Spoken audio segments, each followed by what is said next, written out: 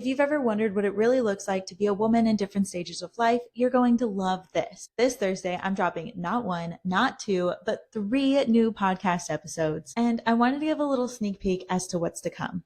So in the first episode, titled Is a Doula a Good Fit for You?, I sit down with Kathy where we discuss her experience with getting into birth work, why she chose now as a good time, and how a doula could help you through the most transformative season of your life. We also dive into my experience with home birth and what a positive birth could still look like no matter where you happen to deliver your baby. We also talk about her experience with yoga and breath work and how there's different ways to go about pain relief during birth. One of the most important lessons that I learned with the interviews that I've done is 2 out of the 5 interviews I've done so far have been with women over 50, and I really enjoyed that they both have said that they are just now finding their life purpose.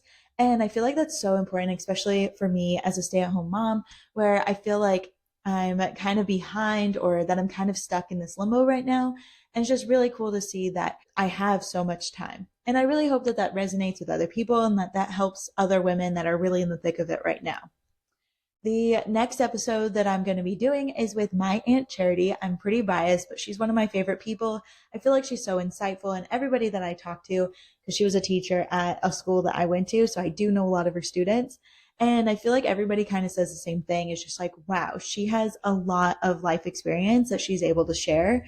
And they all are really excited to get into her episodes. And I really hope that she's one that will come back for more. So if you really like her episode, then comment down below and I will try to convince her to come back on. Now, she is a busy woman. She's been a teacher for almost 30 years, working in general education with 8th grade students at a low income school. And then when her son Lucas was in high school, she saw that he was in Special Olympics, but it wasn't technically that. So she looked into it more and really started the program there to get more kids involved with the actual Special Olympics. She's really involved now in like getting them out into like meets with other Special Olympics kids. So they've been to Oregon, they've been to the Bay Area, they go to Sacramento. They've done a bunch of things to like really get the kids involved in the school, in the sports, which is so important. And whenever I go and visit her, I'm able to participate too.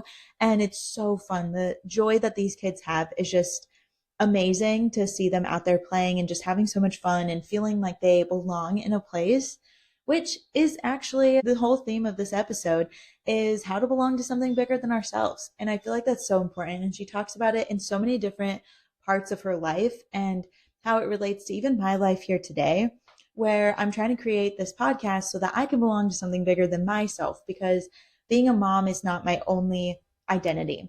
I am a woman and I want to create a village of other women that come from different walks of life where we can all come together and belong to something bigger than ourselves. And I just really love that.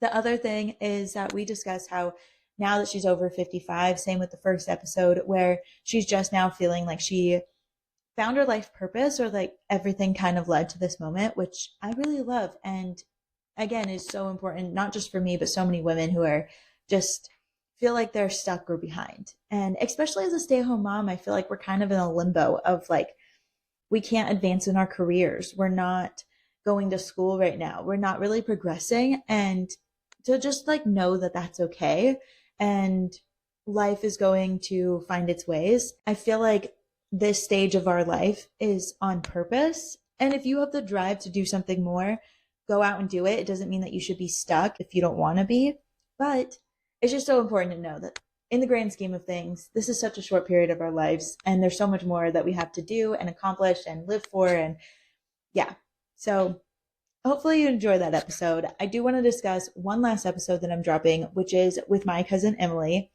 And she is a stay-at-home mom to 4 boys, and 3 of them have ADHD and 1 of them has ODD. So she's really trying to like navigate a neurodivergent house without the experience of that. Like she talks about her experience with growing up in a house where it's like, you do as I say and you don't ask questions. And right now she's kind of like having to learn patience and calm and to let them live the way that they need to, and just like really advocating for them. And it was really beautiful hearing her story. I also really enjoyed her perspective on like self-care and how to really take time for yourself. Like she's building a business for photography as well as bead art, which is amazing. And all of that's going to be linked below. She's an amazing photographer. She makes like bead bracelets and necklaces and all these different things. And they're absolutely beautiful. She's great at everything she does. And just really making a point to take time for herself. Because again, like one of the most important things I really want to drive home with this podcast is like, we are women first. And we are like, moms are not our whole identity. And we should take time for ourselves. We should read a book that we want. We should have a little coffee date by ourselves. And I love my kids. I'm obsessed. I bring them everywhere with me because that's what brings me joy. But even then, like I'm doing this podcast for myself because it's a hobby that I enjoy. And it's like, I need to have an identity outside of just being a mom, because when they graduate and they're out of the house, it's like, what am I? What am I left with? And I don't want to feel that way. I want something to belong to me. And I feel like she really talks about that and drives it home in like the best ways of like, she does softball, she does her side businesses, she has self-care moments in this time of chaos. And yeah, it's just like, it's really important for women to hear that. I also really liked how she talked about her perspective of her postpartum experience and how it differed from her first to her last. And yeah, so I feel like this is a really great episode for moms who are really in the thick of motherhood and are wanting to chase their dreams, but not really sure how. With all that being said, come join us this Thursday, July 16th, and all of those episodes are going to be posted. And then after that, it'll be one a week every Thursday.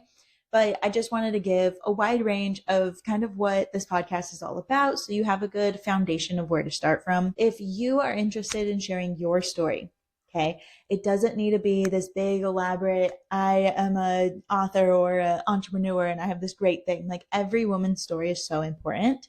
And so if you have something that you are comfortable with sharing with my 10 followers, okay, the stakes are low here.